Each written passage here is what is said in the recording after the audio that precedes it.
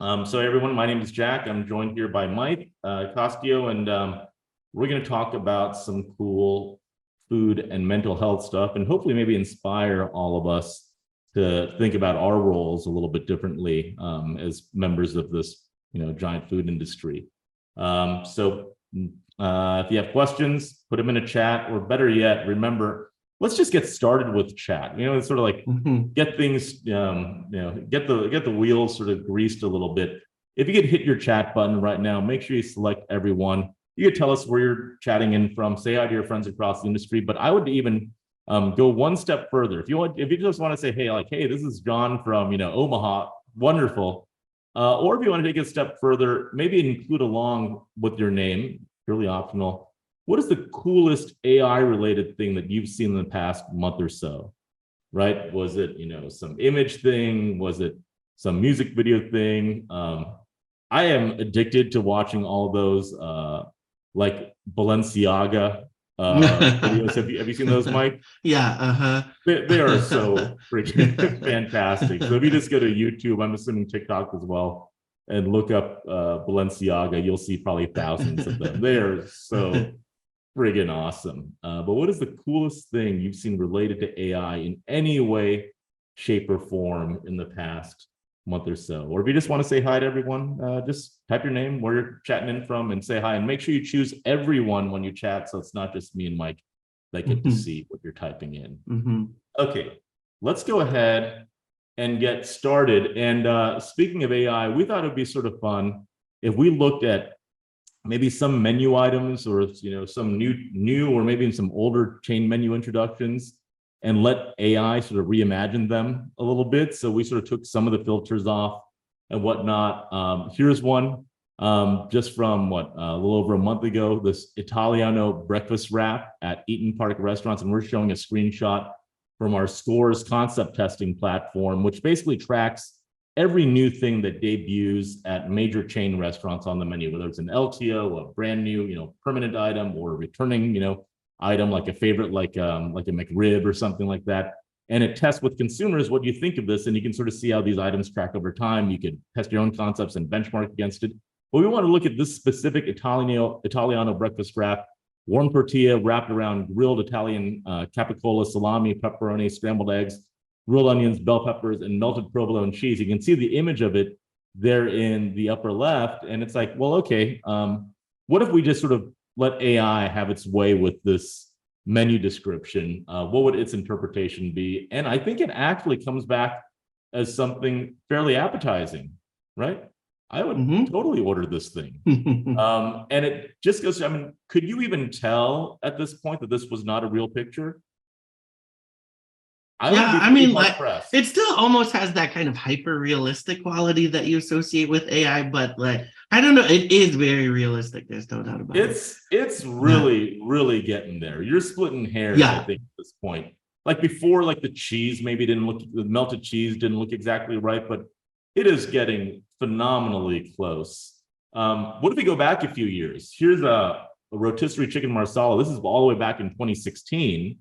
Rotisserie chicken, savory marsala sauce, cremini and portobello mushrooms, a couple of side dishes. Here's its reinterpretation, made it a little bit more fancy in this case. And you start understanding the power of what this can actually do to take ideas that you have that might just be words on paper and turn them into something that's much more, I think, palatable and crave-worthy to the consumer's eyes. And this technology is here and available now.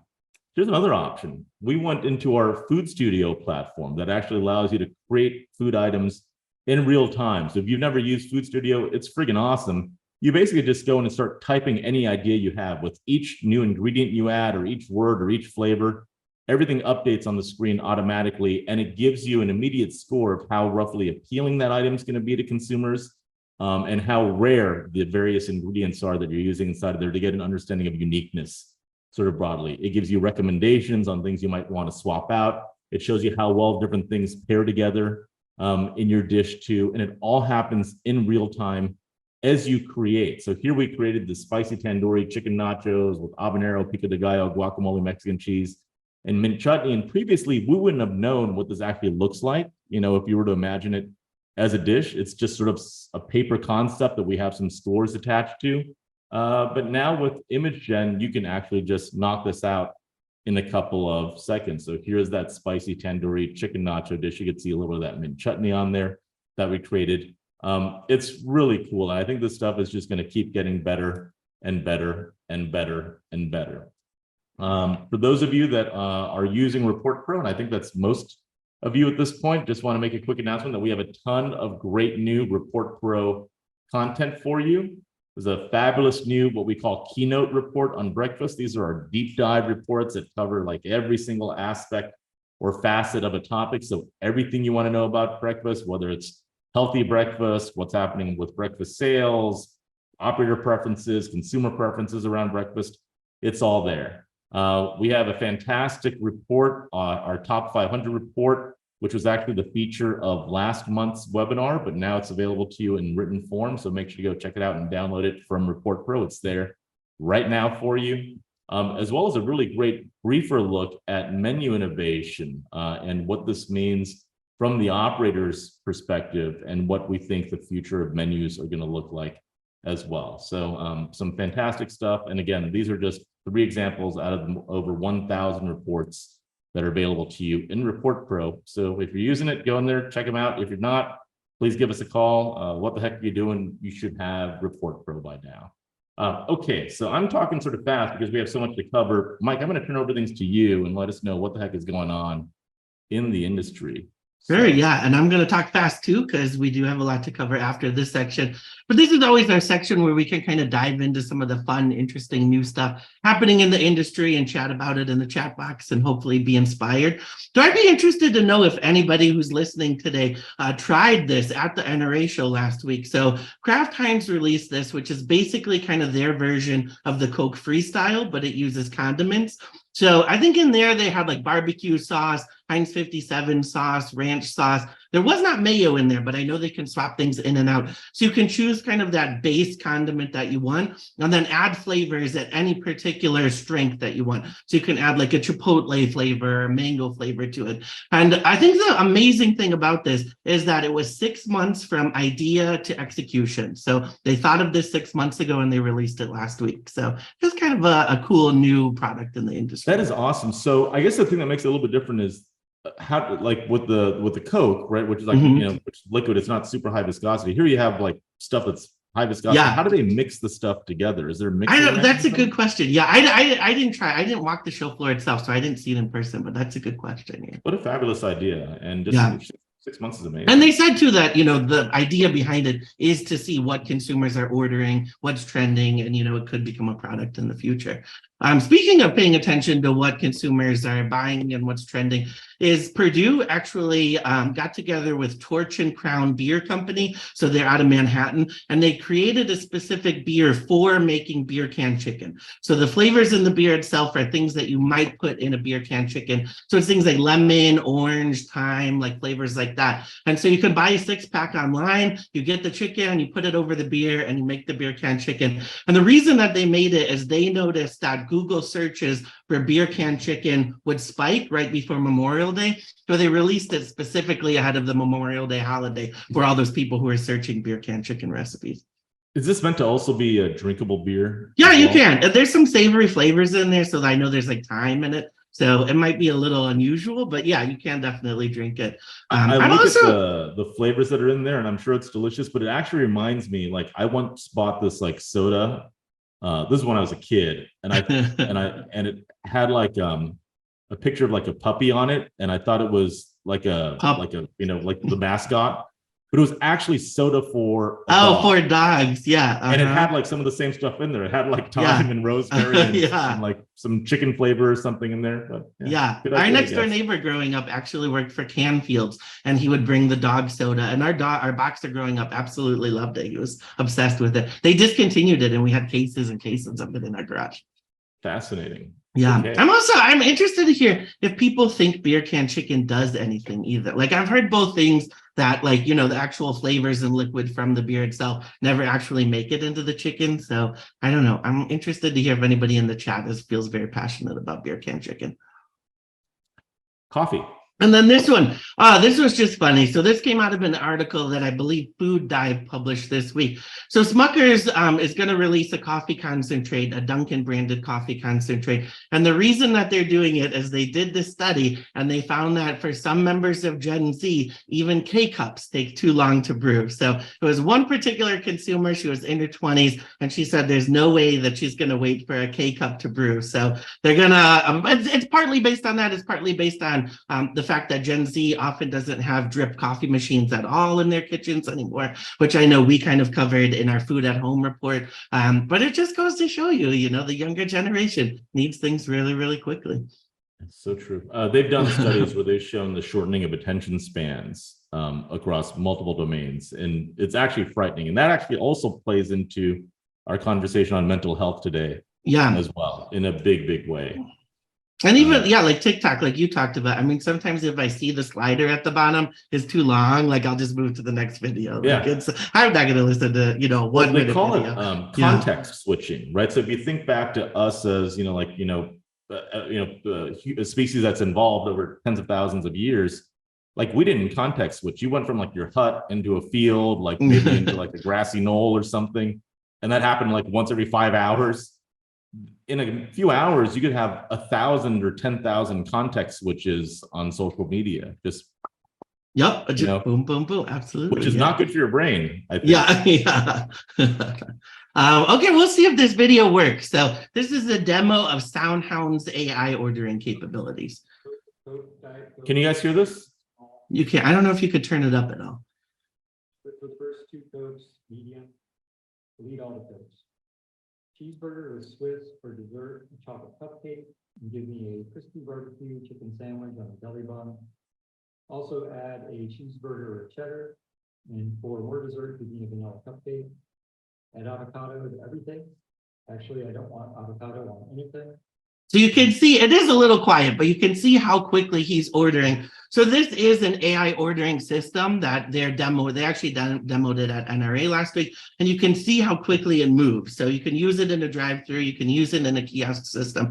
And it's basically, you know, natural voice ordering, and then, you know, the AI system picks up what you're saying. And it picks up things like, you know, the very first thing you ordered, if you want to switch the condiment that you had in there at the end of the order, it picks that up. So it's really, really quick. I think the interesting thing about it, I mean, we talked, Jack, before this about how some of the AI ordering systems, you used one last week, aren't very good. And, you know, you see videos on TikTok of how slow they are and, you know, worker having to come in and take over. But they're definitely going to get better. I think there's no doubt about that. And I think the interesting thing that they said is that for kiosk ordering, people hate having to press through 8 million screens and try to find everything and like go back to the first screen. So they actually said for kiosk ordering, it might even be better because you don't have to press 8 million buttons. Yeah, I think it makes sense. Hopefully it gets better. I mean, look, I think about like when you call like a customer service number and you get like the horrible voice robot thing. Yeah. And then I just start, and then I will swear because I think some of those systems swearing and get you to a live agent right away. So it's like agent, mother effer, agent, you know, profanity.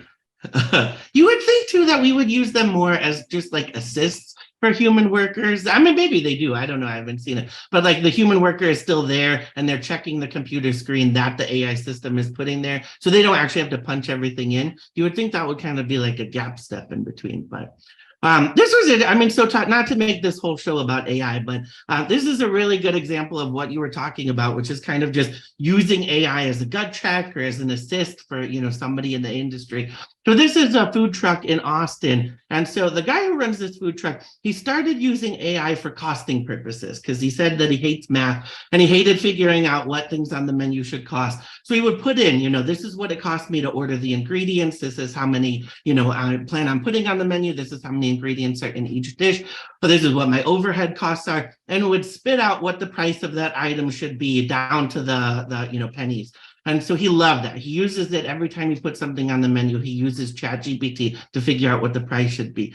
And then this is from Eater. He now more recently just started using it to create menu items. So he wanted to put yakitori on the menu and do 3 different sauces. So he went to ChatGPT first. He said, you know, give me some sauce ideas. This is what I'm thinking of. He said it got to know him as a chef over time. So I guess like in Asian recipes, it often wants to put red pepper powder, but it noticed that he really liked this particular brand of chili crisp. And so it started putting the chili crisp in more often. So I think, it's not necessarily like AI right now replacing the work that we're doing, but, using it as an assist is absolutely happening in the industry.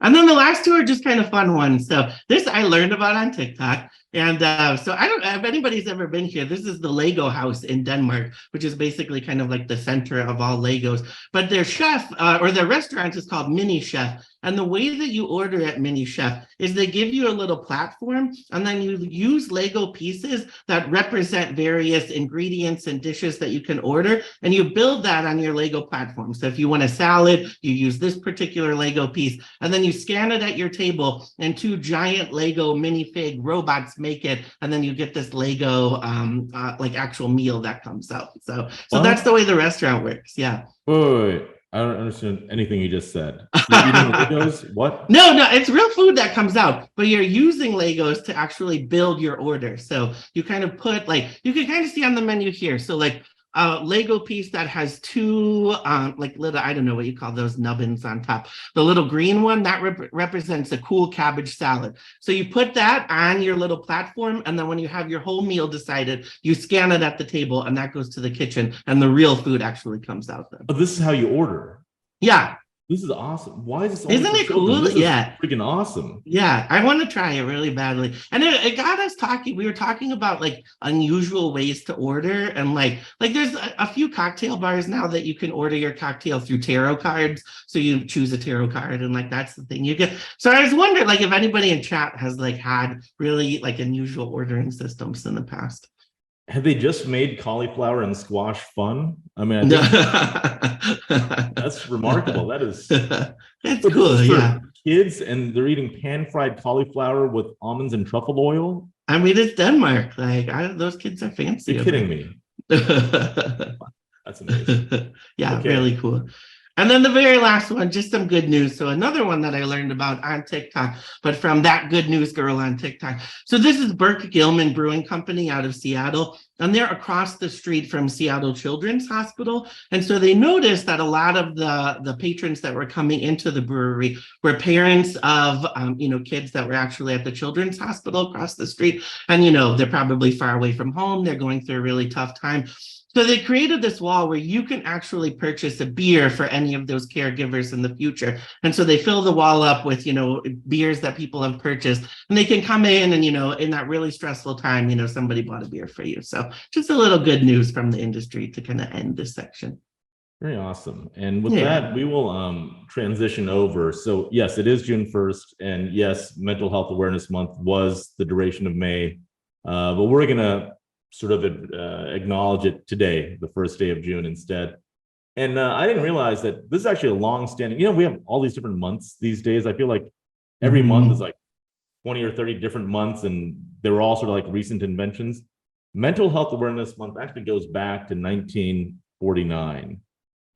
It's a long-standing one. I think it's gone through a couple of different organizational renames during that. And just give you a sense, here's what a typical newspaper in May of 1949 looked like. And I think one of the things I recognize, if you look at just sort of like the way news is sort of positioned then versus now, it really does feel a whole lot more polarizing and clashing and probably not very good for our mental well-being these days. And this seems to be a recurring theme that we're going to see as we move forward through some of the data. Here's a look at the prevalence of mental health disorders around the world. The darker a color you are, the more in trouble you are as a country. The US is a fairly dark color as far as this map goes. And the estimates, there's a lot of different ways to estimate this stuff, but we're, by many estimates, approaching something like 1 billion people worldwide that have anxiety, depression, or another mental health disorder. So this is not a small thing. This is actually a pretty giant one, and it's particularly acute in the US. You could see this in the data. So this is, I think, survey data from forget what it stands for, the National Society for Drug Use and something, NSDUH. And this is the prevalence of anxiety in people over time. And we're only looking at a 10-year span. We're not looking at 100 years. We're looking at 10, right? 10 years is not that long. And in the 10 years between 2008 and 2018, you saw basically, flat, consistent numbers of anxiety in those that are age 50 and over, mostly flat levels in sort of those 35 to 49-year-old people. There's probably some Gen Xers that fall in there. But then among those that are 26 to 34, you start seeing elevated levels of anxiety starting in the early to mid 2010s. But more specifically in that younger crowd, that under 25, that 25 and under crowd, you see massive, massive spikes in anxiety over a really, really short period of time between 2011 and 2018. That's just 7 years. You saw an already significant number double. There's lots of different reasons that are given for this, and we'll talk about a few.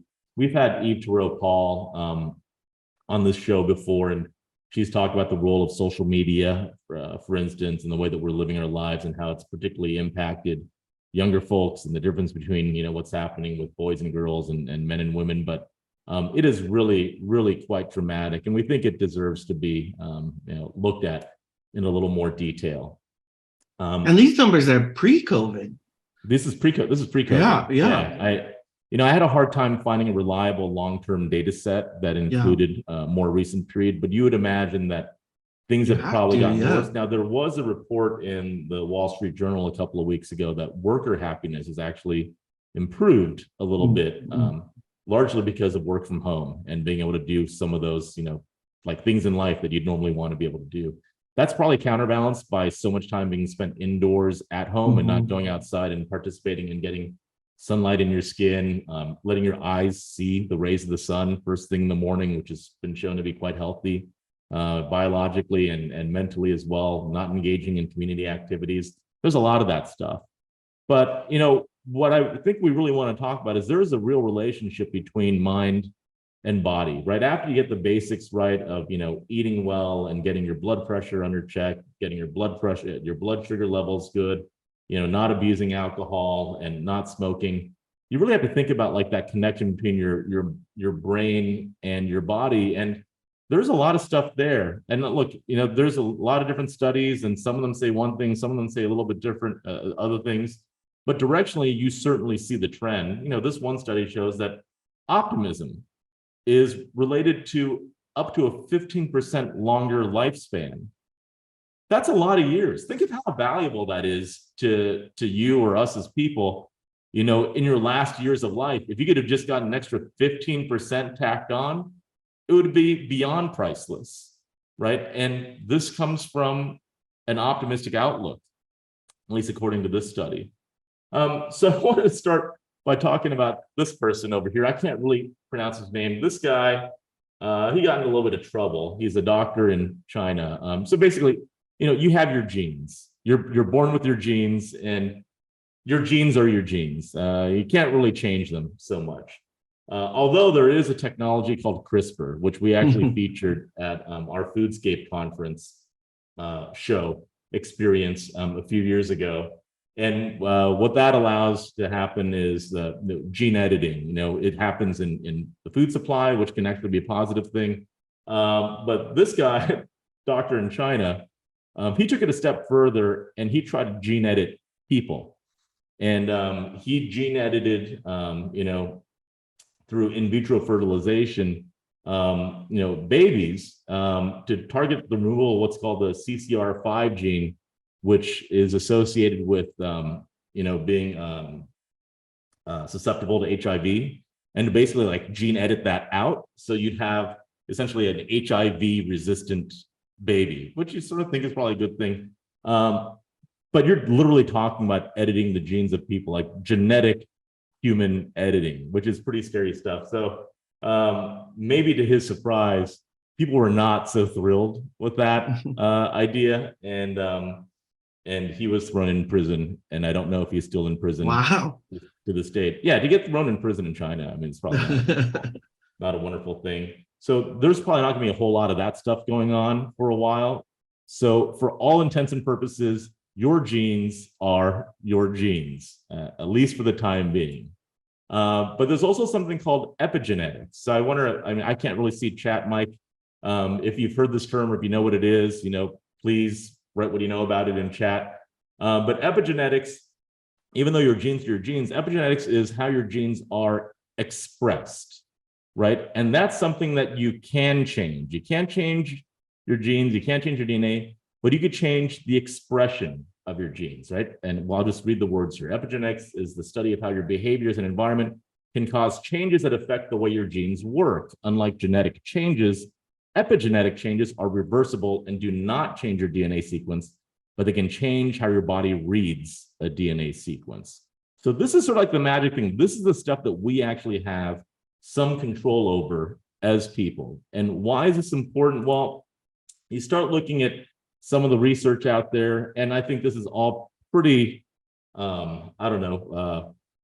understandable, right? Here we discuss how chemical and physical environmental stressors, diet, life habits, and pharmacological treatments can affect the epigenome during lifetime and the possible impact of those epigenetic changes on you as a person and your experiences as a person. So diet and what we do in the food industry can play a role, right? So optimism can cause us to maybe live not just a more fun life or a better outlook on life, but to cause us to live longer. And our ability to alter our epigenome through things like diet can play a monumental role as well. So, we have we all know what our central nervous system is. It's basically our brain and our brainstem. And then you hear about things like, like the brain inside of your gut. Like, what the heck is that? That sounds very weird. Is there really literally like a brain down there doing stuff? Well, you have beyond the central nervous system, you have this thing called another nervous system, the autonomic nervous system, which has a sympathetic nervous system, which manages sort of like that fight or flight sort of response type stuff, increased heart rate, you're sweating. And then you have the parasympathetic nervous system, which is like you're more in like a relaxed state, digestion, decreased heart rate, you're breathing at a better pace, mood improvement, etc. And this thing that we call the vagus nerve, and there's been much more research about this recently, and I think it's starting to accumulate, is sort of this it's like the longest nerve inside your body, and it basically connects from the bottom of your brainstem all the way down through your gut, and you can sort of see it highlighted over here below the brain, and it touches essentially every major organ inside of your body as part of the parasympathetic nervous system. And I'll just read the words here because I'm not going to get it accurately otherwise. It's responsible for internal organ functions such as digestion, heart rate, respiratory rate, motor activity, vasomotor activity, reflex, coughing, sneezing, swallowing, vomiting, basically like everything that you do. And it touches everything. And it is basically the highway through which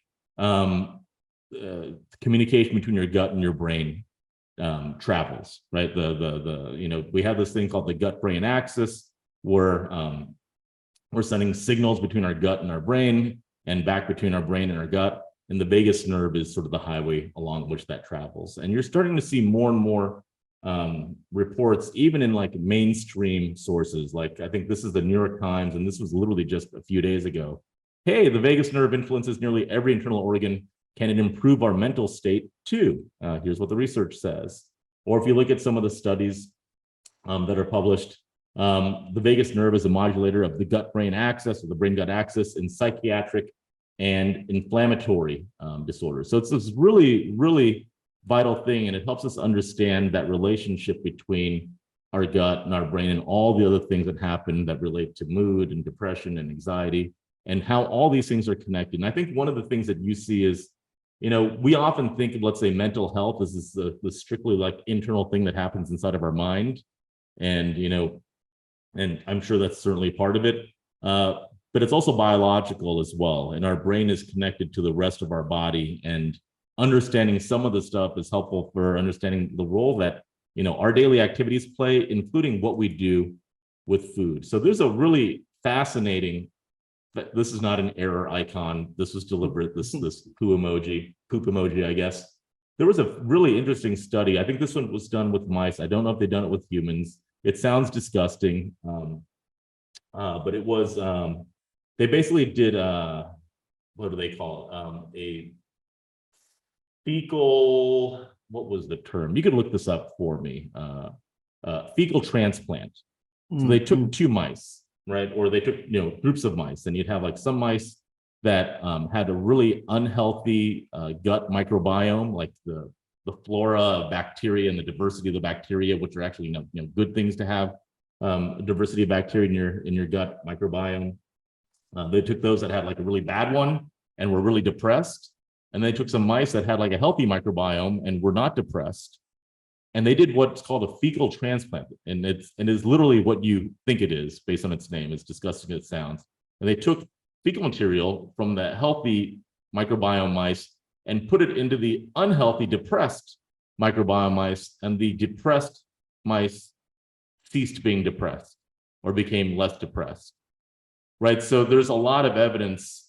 I don't know if they've done this to people yet. They may have. Maybe someone can look this up. That what happens in our gut has a really big impact on our mood and ultimately mental anxiety and mental disorders and depression and whatnot. There's actually a black market online for people will purchase, again, it sounds gross, but they'll purchase fecal matter from healthy people in order to transplant it. No. Where does this black market exist? I mean, I think it's like Facebook groups, like if you have particular what. You've actually seen this? You've seen? No, I mean, read articles about it. I haven't done it. That is fascinating. I would not trust that with a 10-foot pole.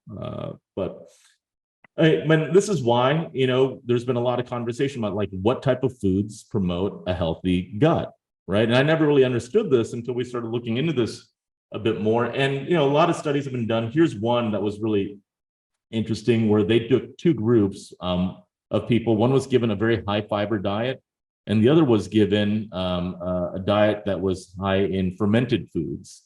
And they found that the fermented food group had, resulted in a much more diverse and healthier gut microbiome, which is why you hear, about all these fermented foods. And here are some examples of the fermented foods that became recommendations that were used in the study that promoted this better result for people. Stuff like plain yogurt, sauerkraut was an example, and then buttermilk was in there as well. And then you had some interesting ones, and oddly, I think it's just a bizarre coincidence, but a lot of them start with the letter K for some reason.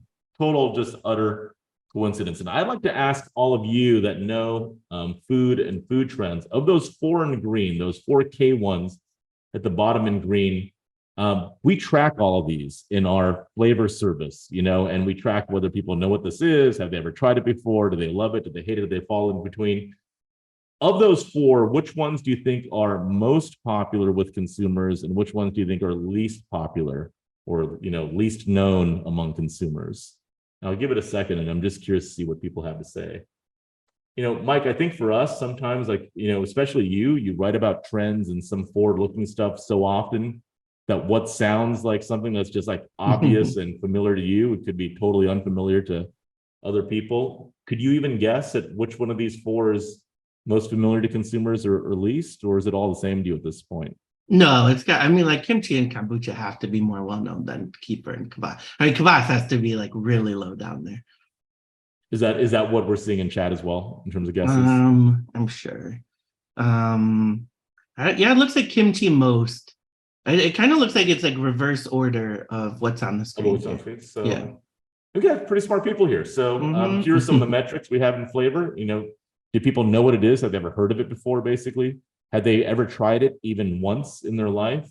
And do they love and or like it? And yeah, so kombucha and kimchi is sort of tied in a way at the top. A few more people know kombucha than kimchi.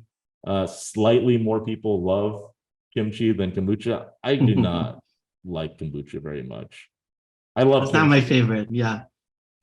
And then you can see kefir and kvass and kvass, you're right, by far the lowest of the group. Then you also have things like natto. Actually, those which I think numbers is- are even fairly high for kibas, I think. Yeah, but I mean, in terms of people that actually have gone on to continue having it and say they Mhm. continue to love or like it, it's like 1%, right? Yeah. The other things, other fermented foods, things like natto, which I find, I hope we don't have any natto manufacturers on this call, but I'm personally am not a huge fan of this. I find it very sticky and weird, but it's common in the Japanese diet, but also a great source of fermentation. Now they did There's this other study. Oh, go ahead. I'm Mike. not pushing this. I'm not a doctor or anything, but there's a big belief for people that have long COVID that natto actually supports relief from long COVID symptoms. Maybe it's because you get so disgusted by the natto, you don't even worry about the COVID anymore. It is really something. And no, we're not seeing massive amounts of it on US restaurant menus just yet. Who knows? Who knows? Yeah. So they did another study. This is really fascinating to understand sort of like that gut-brain circuit and specifically what sugar does. So, your brain runs on glucose and about 20%, 20 to 25% of your body's glucose is used up by your brain. Your brain wants to be metabolically active. And there's always been this thought like, hey, we're attracted to sugar because we like the sweetness of it, which totally makes sense, right? Like that the liking of sugar is a function of our taste and our taste receptors, which makes sense, right? Like, sweet foods taste good to me and I want to have more of them. So they actually were able to delete the taste receptors in mice, in this case, in the study, so that you can't taste the sweetness anymore, right? So that entire part of the equation is gone. And they found that the brain still craved the sugar. So absent any sense of taste whatsoever, the brain still sort of wants it. So there is something about the brain and sugar that we're learning more and more about. And, if you have too much of it, there's probably some problems that come along with that in terms of mental well-being. And of course, I think a lot of this is probably known to us. There's a link between what they call ultra-processed foods and brain health. The number that's cited in this New York Times article from a couple of weeks ago is that about 60% of the calories in the average American diet comes from highly processed foods at this point, sort of that, Western diet, so to speak. I've seen numbers as high as 70%, but you sort of get the general ballpark that it's pretty high and that our diets have changed quite a lot or evolved quite a bit over the last 100 years or so. And this is really interesting. So one of the government agencies, I think it was FDA, we might see on the next page, I'm not exactly sure. They were able to sort of reconstruct, based on the data they had available, our source of calories in 1909 versus in the year 2009, and see how our caloric intake has changed over the course of 100 years. And I think they use like multiple databases and like some modeling and stuff. And here, like just 4 things on the list of things where, we get some calories from, and the list is much longer than this. But just as a test for us of intuition, which one of these 4, as a percentage, do you think has increased the most in terms of its representation of calories in our diet, basically over the last 100 years? In this case, 1909 to the year 2009. So not quite today, but close enough to be directional. Is it dairy overall, shortening, soybean oil, or fin fish? Are there any guesses, Mike, in chat, or is there a consensus? Definitely soybean oil is number 1. It's between soybean oil and dairy, but most people seem to be choosing soybean oil. Yeah, so I think our intuition's pretty good. Soybean oil is up 124,000% in that period, which is a heck of a lot of growth. And is now, or it started 1999, so just 90 years, now over 7% of the American consumer diet. And right, it's still a relative, I think soybean oil really became like a major thing in like the early 1900s, so that would make sense. But what they found is the apparent increased consumption of linoleic acid, which is primarily from soybean oil, has likely decreased tissue concentrations of EPA and DHA during the 20th century. So EPA and DHA are the components of omega-3s, which are generally thought of like as these really healthy essential fats. Omega-6s are generally thought to be not so great. Omega-3s are thought to be really good. And to to get a sense of just where we are with omega-3 consumption versus where we'd like to be, the US dietary guidelines are for 250 milligrams daily of EPA and DHA. And you can see on the right-hand side, based on work, I think this is an FDA study, but I'm not quite sure. I think it's FDA, how much people are actually getting of each from either food by itself or from a combination of food and the supplements that they take. So you can see the mean numbers, that's the average number of milligrams per day. So if you look at food only, actually let's look at food and supplements. The mean number of food and supplements for EPA is 41. For DHA, it's 72. Combined, it's 113, which is less than half of the 250 that's recommended. And then to the right, that 10, 25, 50, 75, 90, those are percentile ranges. So like if you're in like the 90th percentile for EPA consumption, that means you're having more than 90% of the people in the country. And even at the 90th percentile, like people that are better than 90% everyone else, they're still short of the dietary guidelines. And I think the numbers you see is between 95 and 97% of Americans are deficient in omega-3s today. And omega-3s are thought to do many, many things that are beneficial for the brain and mental health. Now, there's another side of this too. It's not just that what we eat impacts our brain. It's also that what our brain thinks can impact how we process food. You are not just what you eat, but perhaps you are what you think you eat. So have any of you seen this thing? They call it the milkshakes, the mind over milkshake study. This thing is totally fascinating. Does this ring a bell, Mike, at all? I don't think so. This is really, really cool stuff. So I've started using Google Bard a little bit more than ChatGPT recently. ChatGPT, I think, is still much better for creative output, like short stories and poems and whatnot and songs. But Google Bard is just more accessible, I think, sometimes for just quick answers to questions. So how does ghrelin impact hunger? Simple question. It gave me an accurate answer. Ghrelin is a hormone that is produced in the stomach and small intestine. It is often referred to as the hunger hormone because it stimulates appetite and increases food intake. Ghrelin levels are highest just before you eat, and then they decrease after you eat. And also, when your ghrelin spikes, your metabolism goes down because your body is sort of thinking like, oh, maybe I'm going to starve. There's not going to be food available, so I don't want to burn up too much energy. And when your ghrelin decreases, your metabolism goes back up because that's a healthy thing for your body to be doing to metabolize food and energy. So what they did is they did this woman from Yale University led a study. They called it the Mind Over Milkshake study. What they basically did is this. They prepared for different people 2 batches of milkshakes. One was something where they showed the test subjects this nutritional label for this indulgent milkshake, indulgent French vanilla milkshake they were about to drink.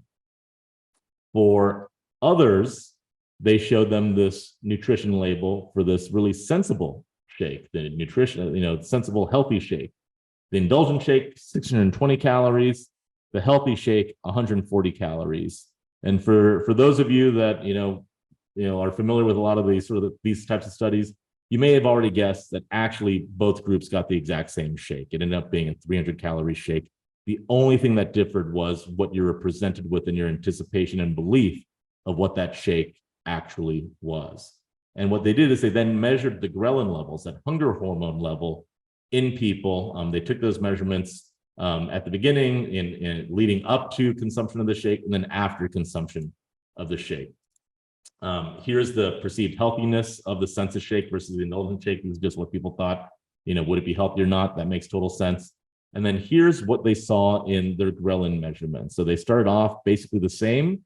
And then with the indulgent shake, you saw a much, much more dramatic change, right? You saw a spike in ghrelin leading up to the consumption of the shake. And then following consumption, you saw a really marked drop, decrease in ghrelin. Whereas with that sensible shake group, and again, they had the exact same shake. The only thing that was different was what they were presented with in terms of their expectations of it. you saw much more of a flatline type of response in ghrelin. And what this tells us, or is maybe it doesn't tell us, what this suggests potentially is that our mind really can shape our physiological response to things, even when that thing that we're ingesting is the same. And there's some belief that this might lead to, some help in the fight against obesity. So you can imagine, for instance, if you could convince someone they just ate something very caloric and indulgent, but you actually gave them something that was healthy and not that caloric, their ghrelin levels would go down following it, even though they were eating something sort of healthy, and they wouldn't be as hungry as fast, right? So there are things like that. But I think the bigger insight is our mind dictates quite a lot. Like mind and body really are very, very intertwined. There's a lot happening in terms of research around neurodegenerative diseases and how some of these might be diseases of inflammation or oxidative stress in particular. And you can see here, the body alone cannot manufacture some of those micronutrients, antioxidants that can help with oxidative stress that ultimately could lead to dementia or Alzheimer's. So these things instead must be supplied in the diet, either in food or via supplementation. Now, some people are actually calling Alzheimer's type 3 diabetes because they're finding links to like insulin resistance and the onset of Alzheimer's. And a lot of it has to do with what we actually consume. And you ask consumers, hey, are you interested in food products that are designed to prevent mental deterioration or prevent neurological diseases like Alzheimer's and dementia?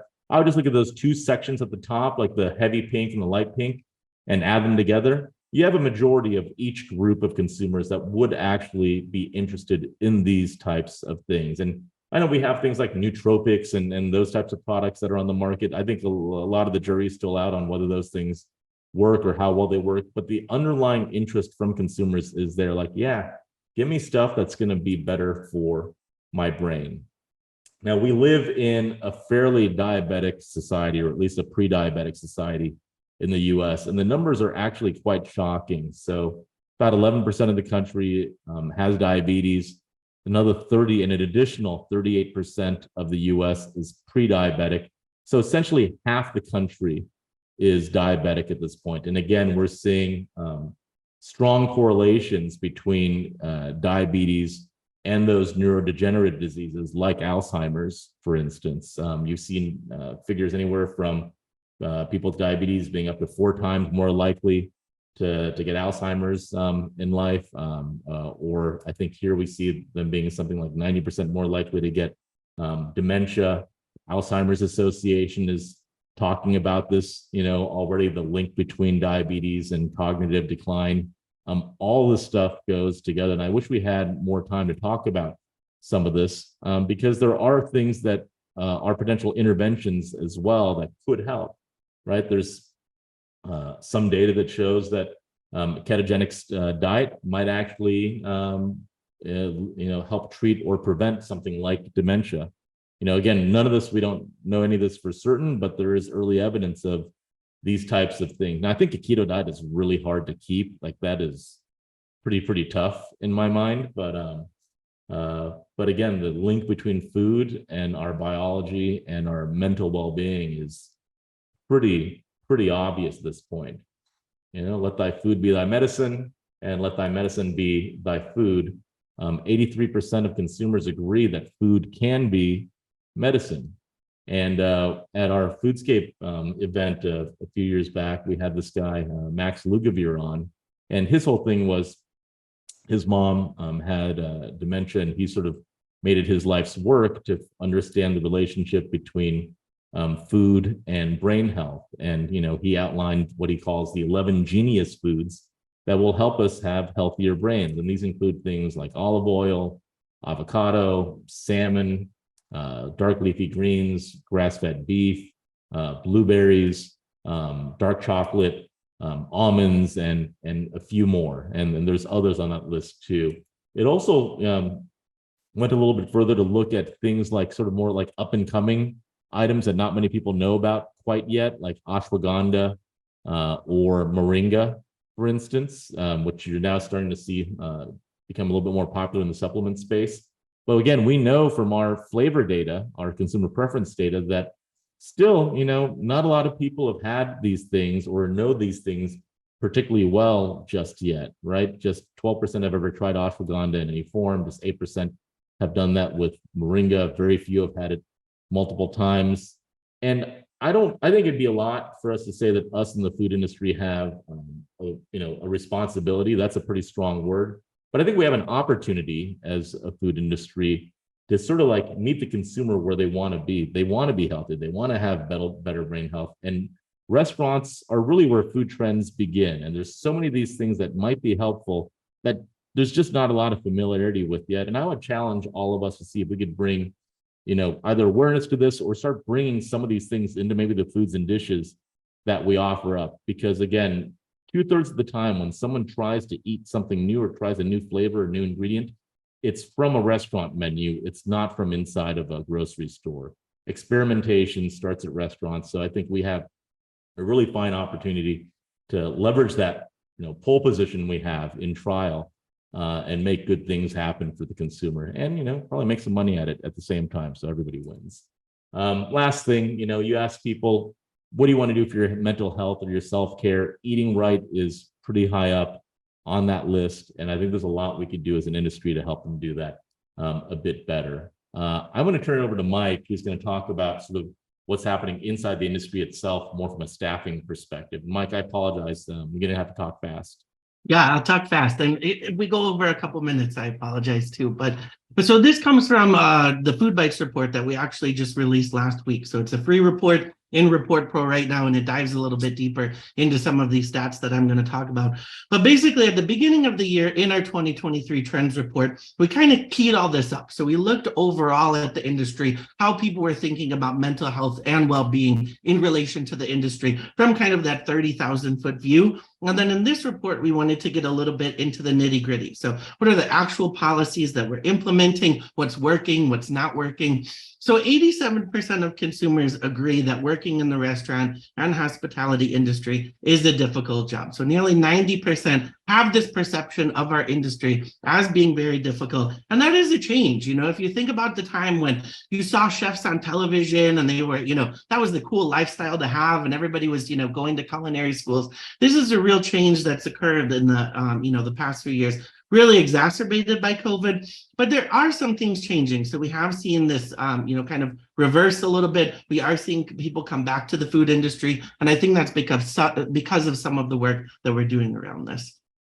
And so if you go to the next slide here, so this is a study that was done by Unilever in 2017. So at that time, 74% of chefs said that they were sleep deprived to the point of exhaustion. 63% of chefs said that they were depressed. 53% of chefs said that they were at their breaking point at that time. So you can see these kind of extreme numbers that if you saw in other industries, it would be considered an emergency, and this is prior to COVID. So that's 2017. This is even before all the difficulties that we experienced in the last few years. 17% of food service industry workers have been diagnosed with a substance abuse disorder. So this is higher than any other industry out there because we work with, alcohol. We work in the alcohol industry. If you're a chef, you're working late at night, you see, your customers purchasing alcoholic beverages and having a good time. You're stressed out, you drink after the fact.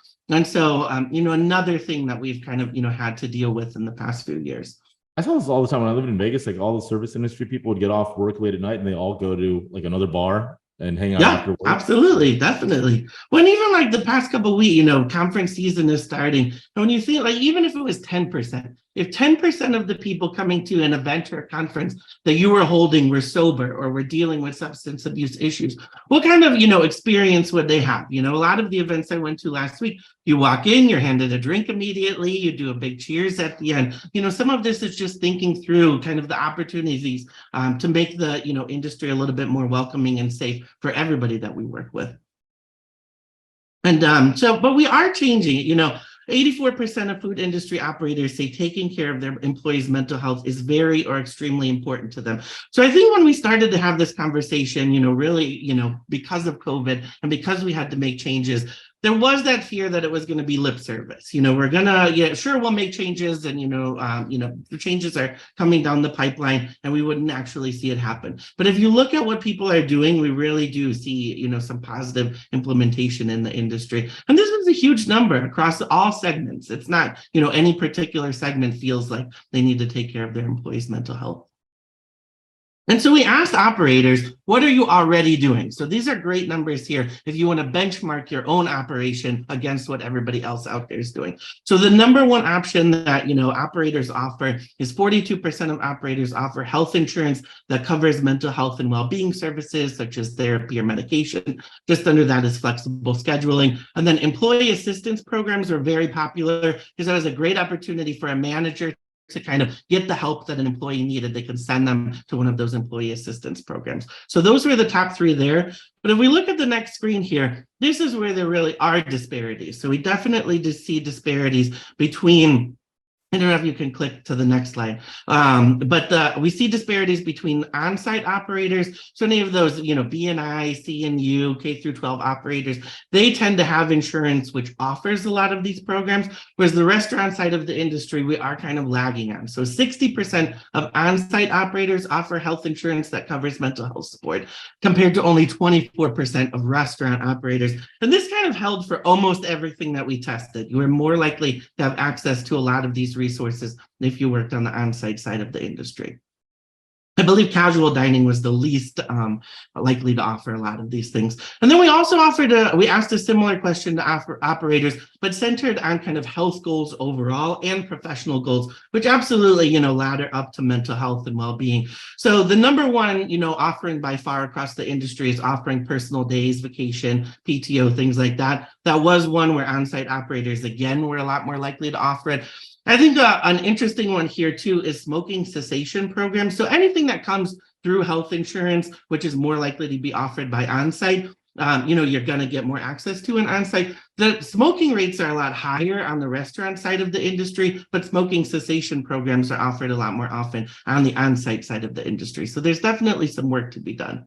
Is that because there's no smoking cessation programs offered to the restaurant people? Yeah, and you don't have access to healthcare, which is where those come from.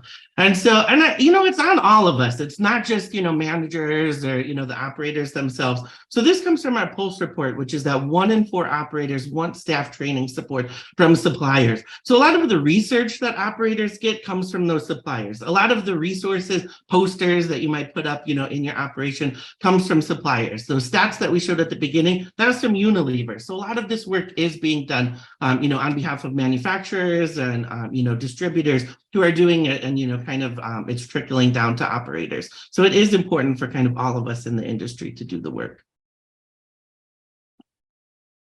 And we did get, so we asked a bunch of what we call free text questions, so where, operators could just say whatever they wanted. So one of them was, what's working, what's actually successful. We did get some pushback. There were definitely some chefs who thought all of this was ridiculous, that, so this is one answer that we got from an operator, screw them. I didn't, grow up as a chef like with these resources, and I'm not going to offer it to employees. So we did hear this a couple of times. But going to the next screen, we saw that 84% of, operators care about their employees' mental health. It's absolutely not the norm. Most, operators really do care and really are kind of taking steps in the future. I think the number one thing I would say, if there's any, I guess 2 learnings from the research that we did. The number one learning from the research that we did is that have a way to measure the success of your programs. A lot of operators are kind of like throwing ideas out there and they're not really sure if they're being successful. So I think that's the next step. Number 2 is to support your managers. The managers are the ones that are on the front lines, that are talking day to day with the employees. We heard from a number of, managers and operators who said, I know all my employees, I know what, their home life is like. I know that their kid is sick and that's going to impact, how they're working. And so not only can those managers use as many resources as possible to help their employees, but they also need those resources themselves because, they're probably going through those issues as well. So support managers in any way that you can across the industry, not just in food service, in any operation. We can kind of skip through these 2 here. These are just examples. This is Banana Restaurant Concepts, which hired a wellness director, which, goes to show how seriously operators are taking it. On the next screen here, this was a great article in the New York Times from this week about hospitality in the industry and how consumers are really demanding more hospitality. And they specifically talked about how that really ties into mental health in the industry and taking care of your employees. And this was talking about, a worker at Chili's, and Chili's done a really good job about, taking care of the employees, which, really does impact the hospitality experience overall. And I think that's the thing that we should learn, like, from all of this research, is this idea of hospitality for all. So not just hospitality for the consumers, hospitality for our colleagues, hospitality for the people who work for us, because that impacts hospitality for consumers. And, if you need some resources, we have a great resource page at the back of the issue, which, like I said, is free in Report Pro. And so these are a bunch of resources that, anybody in the industry has access to across a wide variety of mental health and well-being needs. Yeah, check it out. This is really, really great, important stuff. I know we went over, Mike, I feel like I gave you anxiety. I was getting through it. 2 minutes over, not too today. bad. Yeah. Our next show is on July 6th. That is the first Thursday of the month, as it is always the first Thursday of every month.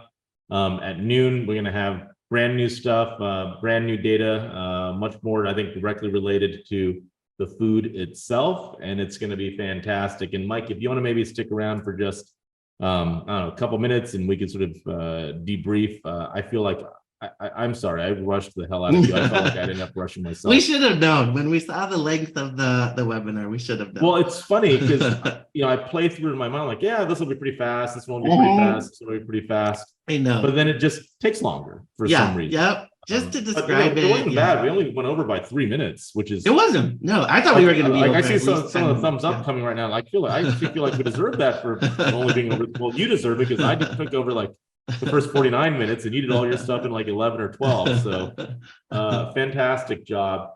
Now, I actually wonder. Let's say you're having a tough time. You're anxiety. You're not feeling great mentally. And you're a server at a restaurant, and your job is to put the big smile on your face for that entire shift. I wonder what that does psychologically, right? Like if you feel sort of bad inside and want to take care of other stuff, but you have to put that big smile on and have like the happy voice. Yeah, absolutely. Good or bad? Because there's little studies, that pencil study where they say, if you force someone to smile by putting a pencil in their mouth and making them physically force a smile, their happiness levels actually go up. Does that work in this case, or is that like completely the opposite? Like, don't make me pretend I'm happy. I'm really, not. I mean, maybe it's different from person to person, but I have to admit, like, I worked in the service. Like, to me, it's so draining. Like, to put on that happy face when really, behind the scenes, you're struggling. And then when you do have somebody that, yells at you or has an issue, I mean, like, you're at your breaking point. So I think that's the thing. I think so too. I think it's also the relationship to the person you're dealing with, right? Because if you know that, you're going to be taking, carrying away their dirty plate in a little bit, that's a very different type of relationship than just like a normal human, human to human in the real world type of thing as well. Yeah.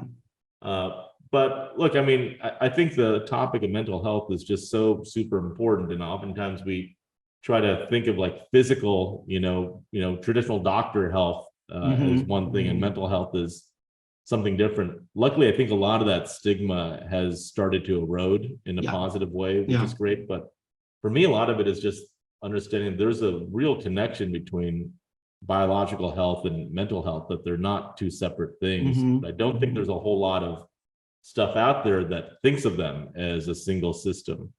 Right? We have a really fractured healthcare system where I think incentives have been created to have specialists in so many domains. You make more money as being an anesthesiologist or being this type of a doctor, that type of doctor, this type of doctor, that we don't have the generalists that are really needed to understand like the entirety of the human experience or the human biology. And that's sort of a shame.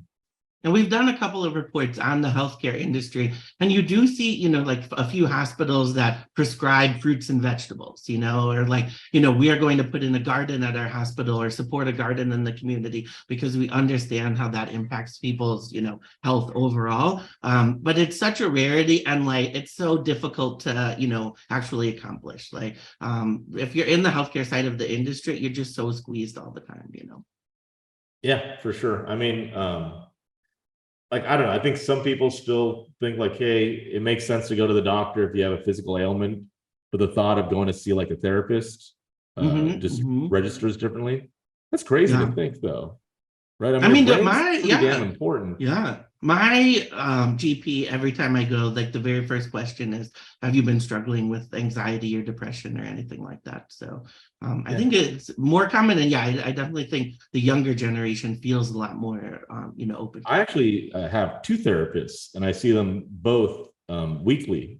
And you I play love them it. off of each other. If somebody gives you advice you don't like, No, you they say the tend, other they thing. tend to. I mean, I think I did it thinking like, oh, which one's gonna be better, but I get something out of each one that's a little bit different. And I've like super enjoyed that. I think like learning about yourself was like super interesting. Everybody said, I mean, you hear all the time, everybody should be in therapy. Yeah. Yeah, I couldn't agree more. All right, well, Mike, thank you, and thanks to everyone today. We'll see you in a little bit over a month. But seriously, if you're not on Report Pro yet, what the heck is wrong with you? Let's get that taken care of first. All right, see you soon, everybody. Bye-bye. Thanks, everyone. Bye.